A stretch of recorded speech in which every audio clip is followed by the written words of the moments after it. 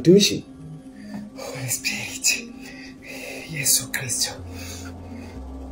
Kwani kuna tatizo gani? Kwa nini unakuja unakimbia afu upo uchi? Ndugu yangu.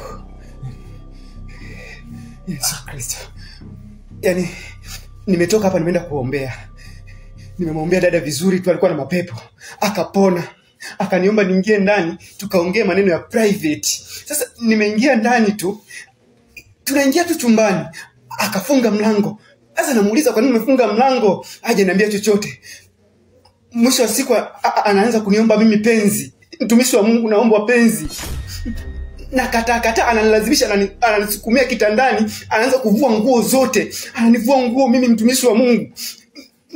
Nilichofanya baada ya kupata mpenyo tu, nikachukua nguo zangu na kukimbia. Kwani nikuulize mtumishi, hivi wewe ushaiva kiimani kiasi hicho mpaka kaenda ukaombea watu? Kwani ninavyokujua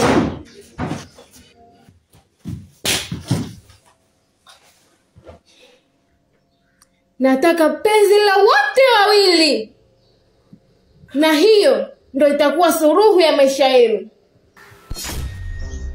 Ndugu zanguni, mimi hadi dakika sasa nishatehemu, kijasho chembamba kinatoka.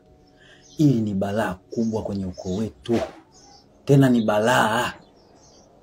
Yaani nashindwa kujua huyu ndugu yetu amekumbwa na nini. Hili kama jini, yani hili sijui jini gani, maana jini gumu kutoka kweli kweli. Jini alisikila shewa la mnadi swala. Sasa hapa ni changamoto kweli kweli. Nyinyi sijui wenzangu mna mawazo gani?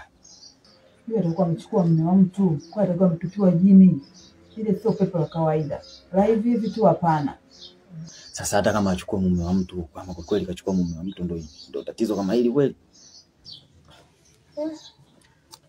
Mimi hapa nina wazo. Kwa tukamtafute afu tumpeke kanisa lingine. Sasa unafikiri kwamba kumtafuta kwenda kumpeleka kanisa lingine ndio suluhisho? Anaweza kapona. Maana mtihani hakukaliki.